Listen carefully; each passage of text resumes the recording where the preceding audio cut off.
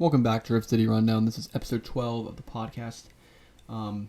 Again, this is coming to you around after Game 6. I've had a little time to digest the results. And today, the topic of this podcast, kind of the general topic, will be off-season moves. Just initial, quick-fire thoughts on what the Blazers should do in the off-season from a roster construction standpoint, from a culture standpoint, from a coaching standpoint, from a front office standpoint. We're just going to kind of run through everything, what the Blazers need to do to become contenders, what the Blazers might need to sacrifice in order to do that. Yeah, you want to take it away? Yeah, if you haven't watched our last podcast, episode 11, that was more of the reaction to Game 6. Sorry, we're trying to keep a good mood out here. It's really hard. That was our more reaction to Game 6. This is our plan for the offseason, and it's a rough plan. It's not even a plan. It's kind of just ranting on what should happen, going through every team, trading for CJ, Nurk got to go, everyone got to go, okay, maybe not, I don't know. Let's start with the trade deadline this past season. So we trade Gary Trent Jr. for Norman Powell. Norman Powell, if you're going to trade Gary Trent Jr., in my opinion, needs to be re-signed. So let's start with that. First off, we'll start with that trade. Looking back on it, is that a W or an L of a trade? I think it's a W if you re-sign him. That's exactly what I was thinking. Norman Powell can be, I think, the perfect guard next to Dame. I think if we re-sign him, that could be a really good backcourt. I think that's what the backcourt should be. And people were saying, is Powell going to replace CJ? Again, we're not going to crucify CJ. We have 3 CJ jerseys in this room right now. We have an Oregon CJ jersey. I'm wearing one. He has a throwback CJ jersey. And there's a Rip City CJ jersey here. We love him. Sadly, he's the only guy that we can trade that can realistically make this team better. So if Norman Powell is the replacement, so to speak, we'll put that in quotes, to CJ as the 2, who do we trade CJ for? Let's talk about trade scenarios. Let's go through teams that... You should pull up the teams. Yeah. The one guy that's... First off, it sucks. CJ was at his all-time high trade value before his injury. As we're recording this, the Lakers are down 62-41. Devin Booker has 33 first-half points. That is absurd. You got to feel good for Suns fans watching Devin Booker grow into a star. 14. Okay, but... CJ was averaging 27, I think, 4.9 threes a game, leading the NBA in three-point shooting. If he could have sustained that level, we probably wouldn't have been knocked out of the first round, but he would have great trade value. Sadly, he just had a pretty below average, I don't want to say below average, but just not a thing you want to trade for a playoff series. CJ McCollum, he offers you these qualities. He's a playmaker. He's a shot maker and shot creator. He's a guard. He's an above average shooting guard in this league, which is what you need. And there are teams, and I'm not saying we'd make offers to these teams, but there are teams like the 76ers, the Knicks, the Lakers to an extent. Okay. This first guy. Really solid defensive teams that need a shot maker and shot creator. If you surround CJ with 4 really good defenders, like the 76ers or the Knicks, they could use that. I mean, look at the Knicks. The Knicks needed offense. They needed offense. CJ would have been invaluable in that series. And you can also get, now in terms of Dame's, in terms of the Blazers championship, window, for Dame's window, you cannot trade CJ for picks and prospects. Which is going to be hard. Yes. But that's what's going to have to happen. You need a win-now player. So we're going to jump into this. We're going to look at CJ McCollum first, because in reality, the things that should happen first, the totem pole should go. Terry Stotz should be the very first thing to go. Yeah, we'll talk about this. Then we're going to talk about players though right now. This guy we've been talking about. Touch on Terry Stotz quick. We'll touch on Terry. So the theme, the structure of this podcast is going to be. It's going to be all over the place. Yes, but these are the steps of what the Blues need to do. First order of business. And maybe, it's in no particular order of importance, but the first one we'll touch on is Terry Stotz needs to go. Nothing against Terry Stotz. His run with the team, I think, is up. His style, the lack of defense that the team has had for a long time now, it's not sustainable. It's not a championship culture. He's a very good coach, though, and I wish him all the best. But if I was the GM, we would need a fresh face, a new mentality, a defensive scheme for once. Yeah, he's going to definitely be the first one to go. In his post-game presser, he was asked about his job security. He goes, and I quote, "My job security? ? I'm under contract for the next 2 years." End quote. Not really sure what that means, but Terry I think that's just him trying to avoid the question of the inevitably knowing he's probably going to get fired. Do you go player next after Terry, or do you go executive next? Do you just clean house? I give Neil Shea a couple. I'll give him one more try. This is the time to pounce, and if he is passive, I have major questions. We'll listen to his plan. If his plan is to actually be aggressive, then sure, we keep him. Who? By the way, who makes decisions on firing executives? Is it the owners? Is it Jody Allen? Can we touch on her for a little bit? It might be that. It could be like I think it'd have to. I mean, is Neil the president of basketball operations? I think so. He makes the moves. Pretty high up there. So Jody Allen would have the authority. What were you saying about Jody Allen off air? Yeah. So let's talk about her. Okay. Off air. So Jody Allen, obviously, we all know the tragic passing of Paul Allen. He was a Blazer fan, like, to the core. He invested in the team. He wanted to see a good product on the floor. And after he died, Jody Allen took over the team. And for a split second, there was a possibility of relocation, which is terrible. Yeah, that's true, but that happens with every change of You're years. right. So, it's just that the Jody Allen, and I understand why she was a little more on the frugal side last year. It was to avoid the repeater tax, so we wouldn't have to constantly pay tax money, because we have been one of the more expensive teams in the league, which means that Paul Allen wants to see his team win. But I really hope that Jody is not frugal again next year and actually gives Neil the power to go for it. And because I think you owe it to Dame, you owe it to the fans, you owe it to the team. I mean, if you're not trying to win a championship, you're either trying to win a championship or you're trying to build for the future to win a championship. You're not sitting we want to get the 6th seed and get bounced in the first round every year. That's the worst place to be. And right now, we have a player who can take us over the hump. So why not go for it? So Jody Allen, go for it. Okay. That's enough on the executive, head coach, owner talk. Now we will get into the player. First player we're going after, or we would look after. This is the one that makes the sense the most. This is going to a team that needs a guard that can go score and get you buckets, because they don't have that. They have actually a guard that doesn't want to score and doesn't want to shoot. This is the Philadelphia 76ers.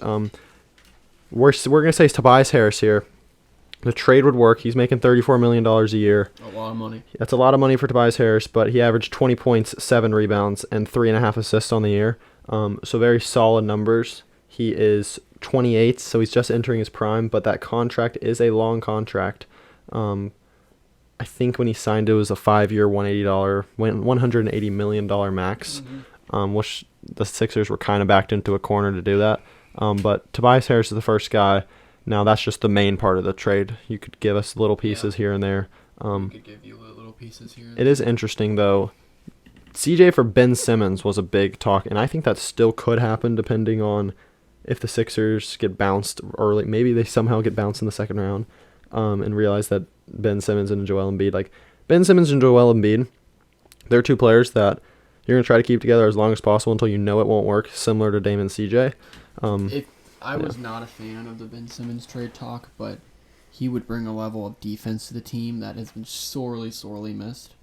And he's almost like a Zion to an extent, where all his finishing is at the rim, but his driving capability and his passing, his playmaking, his defense, basically everything but shooting, would take a burden off Dame and put the playmaking aspect, and Dame could still do the scoring. Allow Dame to play off ball a little bit, do a little Curry movement. I actually like that now. But that's an upgrade. I don't know if the Sixers would do that. Tobias Harris is a lot more realistic. And then you could do a CJ and somebody for Tobias and Matisse, depending on who you value more. Some people value CJ, some people value Tobias. But as a Blazers fan, you want to be watching these series that are still going, because you want to see which team underperforms. Do the Clippers lose Game 6 tomorrow at home, and they blow it up, and Paul George becomes available? That's another player we will talk about in a second. Paul George. Let's talk about Paul George. We saw Paul George, if the Clippers don't win, that's pretty pathetic with the talent you have on that roster. does Paul George become available? I think if you're going to trade one of the two, you would trade Paul George, and that would be pretty funny if Paul George and Damian Lillard ended up playing for the same team. But if you traded CJ and Rocco for Paul George, you could do that. Even for Nicholas Batum. That doesn't work. We have Trade Machine right here throwing up trades to see if money works, but I mean, you could see Paul George wanting out. Your realistic targets for CJ. Who is on your wish list? Give me 3 players. Are we going wish list or are we going realistic? Your realistic wish list. Okay. I think Tobias Harris is up there, or one of the two on the Sixers. There's different levels to the CJ trade. You could go where CJ is technically the best player in the trade, or you could do it where the best player in the trade is the guy you're receiving. You're doing CJ and another high-quality player, such as a Rocco, such as a young piece like Simons or Collins or something like that. But yeah, Collins is still on this team. I hope he comes back and is healthy because he could also help these defensive woes. But, I mean, it's hard to think off the top of my head, but Paul George would be a guy, and I know everyone's going to be like, oh, CJ will not get you Paul George, but teams get desperate, and the Clippers have been a poverty franchise forever. I said Tobias Harris. Chris Middleton. I don't think they would do that. The Bucks are going to keep running it back because you just picked up Drew Holiday. Yeah. I don't think they would do Chris Middleton. That's kind of like a move that now that they have Drew Holiday, now that they have that elite guard, I don't think they technically need him. Or Gordon Hayward. I know they don't play on the same team. I think Gordon Hayward more than Smart because, again, if you're making this trade, you want a 3 or 4. You want a 3 or 4 because ideally you re-sign Norman Powell. A lot of people have been saying that another reason we traded for Norman Powell is because we traded him to be CJ's replacement, and if inevitably we go down in the first round, which inevitably has happened. So, I mean, we're all talking about this as if we re-sign Norman Powell. If we don't re-sign Norman Powell, we could trade for a 2-2. But again, no matter who we're trading for, defense needs to be a priority with them, or at least they need to be an average defender at worst. So, I mean, you can go so many different ways here. I mean, I just don't know who you target. The perfect starting 5 for this Blazers team would be Dame, Norm, traded 3, possibly Tobias, BG, Rocco, and Nurk. Now, this is also important. This is, in the post-game presser, Nurk was talking, and he... Would you like to read the quote? Okay. Post-game presser from Nurk, just a couple things he said. I mean, he was like, this might be the best group of people I've ever been around, sappy, being sap season. Then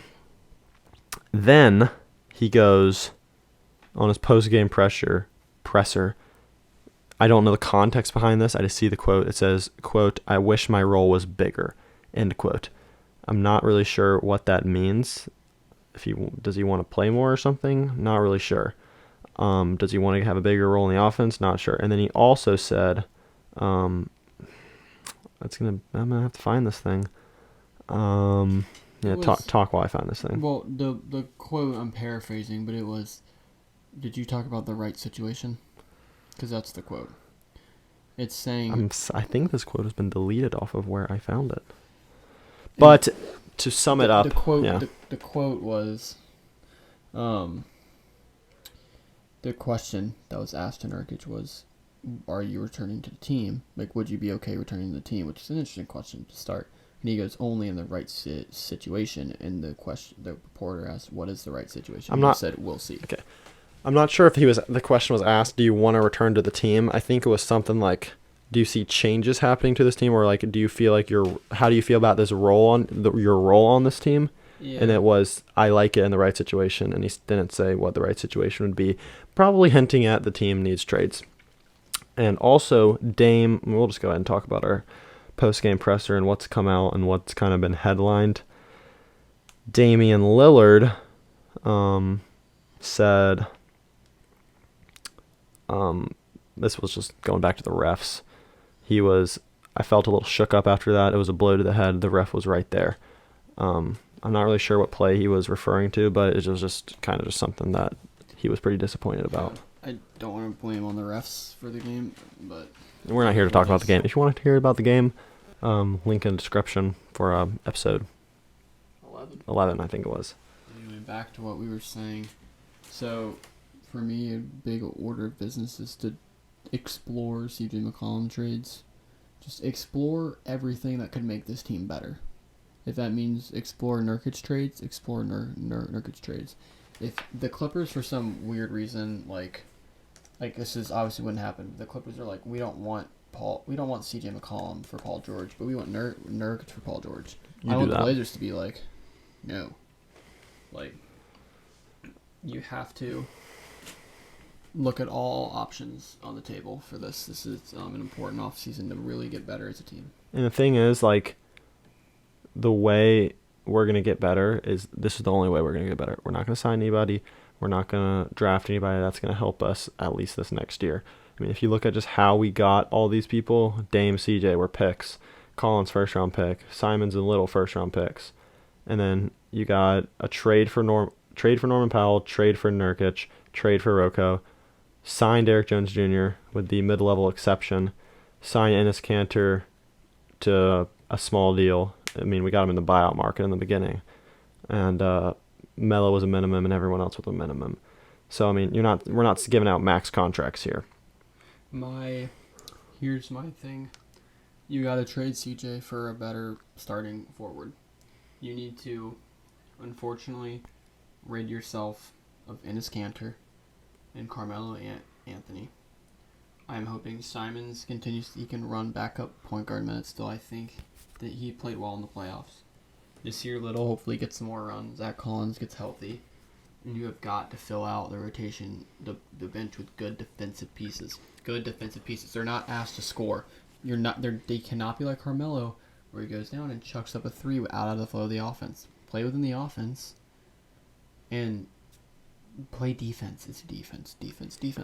The thing about this upcoming year and why this offseason is also so important is because back in 2017 or 2018, you signed Nurkic to a really team-friendly deal. 4 years, $48 million, $12 million a year.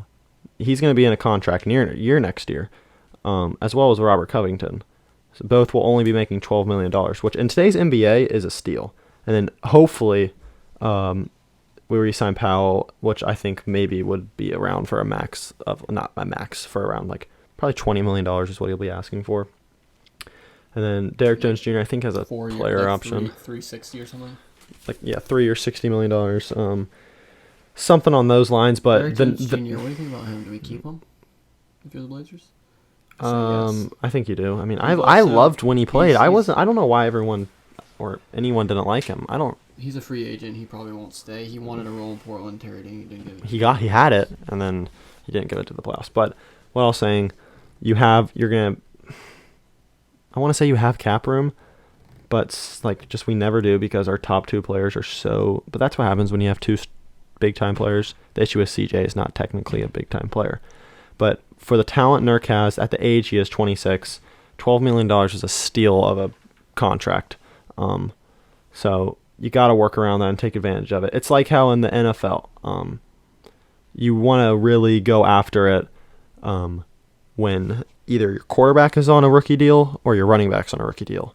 Because the Chiefs won a Super Bowl when Patrick Mahomes was on his rookie deal, only making $2 million, despite being the best quarterback in the league. The Cowboys were really good when Ezekiel Elliott and Dak Prescott were on their rookie deals because you can build a competent team around good players that are on small deals. So you want to take advantage of while Nurkic is on a small deal. That's why the Hawks have been able to sign so many people in the offseason because Trae Young's making $2 million a year, $5 million.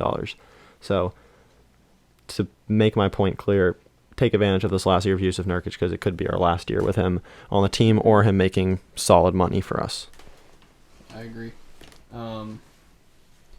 Again, the way this team gets better is good defense, and yeah, it has to be good defense in my opinion. Just looking at the roster, Zach Collins becoming healthy would be a big thing for this team. Enes Kanter performed admirably while he was a Blazer. I just don't think Kanter is the answer at backup. He's a good regular season backup center. If we kept Kanter, it wouldn't be the end of the world. If Melo comes back, I'll be a little frustrated. I think you can bring back one of the two max. The thing is, I want to bring back Melo because I respect him and I don't want to see him go out of the NBA again, even though he probably, like, it's probably about time to retire. Like, he made your run at a championship. Maybe he comes back and is a little more team-friendly, but I just don't think that's Melo's DNA. He's always been a shooter. He's always been a scorer. He's not going to stop that, even though he shoots the ball he's old, bad. His defense is bad. I'm sorry. It's just that's important in the NBA. CJ McCollum, interestingly enough, his salary is going to increase over the next couple of years. I just really hope that the Blazers, it doesn't have to be CJ. We're not railing on CJ. It just somehow makes this team more competent defensively and overall just better. A good GM will find a way to do that, and it's Neil's time. It's your time, Olshay. It's your time. And it's similar, like, I hate using 2K as an example, but, like, in 2K there's the setting on which team is buying, selling, staying the same, and you're just going to have to find a team that situationally is trying to rebuild but has a star player and is selling, because it's a lot easier to trade for a player when you're selling. So if, like, that Kawhi trade just, like, you just brings to mind, and, like, DeMar was better than CJ is right now because DeMar was an all-star, but, like, you can get a good player, I mean, if a team is desperate, but I just don't know what that team will be. And who knows? What if we somehow can pull off a trade where that isn't involving CJ McCollum and still getting better? Like, if CJ could come off the bench and be a Lou Williams on steroids, that would be awesome. Yeah. Maybe a free agent comes to Portland. Like, that can happen too. Who are the free agents this year? I would have to look those up, but, I mean, it doesn't matter. Maybe, like, they're not, but, like, maybe people see Dame's, like, heroic performances and how awesome of a teammate he is. He just won Teammate of the Year for the NBA, and it's like, I'm willing to come to Portland. But the sad thing is Portland is such a shitty city. So, in the end, I mean, no hate to Portland, but, like, the things over the past year have kind of shook up if it's fun living in Portland. But that's just from an outside source. I don't know. But that's besides the point. But you never know. Might get a free agent to come, but I think the only way you make this team better is by getting a good coach, and by I mean a good coach, and possibly moving off from CJ. Yeah, so I think that should do it for this podcast. Again, it was just a really quick, just initial thoughts. Not even initial thoughts, just like what should the Blazers do? Just off the top of the head, what should they do this offseason? I think everyone's in the trade CJ camp. I feel for CJ. I don't want him to get traded. But this has very similar vibes to the Raptors. Just two good, two players that fans loved. DeMar DeRozan and Kyle Lowry in the backcourt, and they traded DeMar. Be the sacrifice. For Kawhi. The sacrificial lamb. Not saying we're gonna Kawhi. Like, that trade just had to happen. It just worked out. But that might be what takes this team to the next step. And I really hope that the Blazers give Dame some help, because his loyalty is being tested. He's being wasted in his prime right now, and it's tough to watch. The last thing I want to see this offseason is a Dame request to trade. Don't think it's going to happen, but you can never count it out. You just never can count it out, because in the end, if he ever did do that, as a Blazer fan, no one can be mad at him, because he's given it his all. Like, Game 5 was the equivalent. I really think in the offseason, the Blazers front office knows this. Like, you cannot just punish Dame to play on mediocre teams. Like, it's go time. We have to win a title. That should do it for this podcast. We'll see you guys next time. Be on the lookout for Blazer content. It's coming out. It's the offseason now, so no games is unfortunate. But, we're always building. One day we'll get that ring. We will see you guys later. Peace.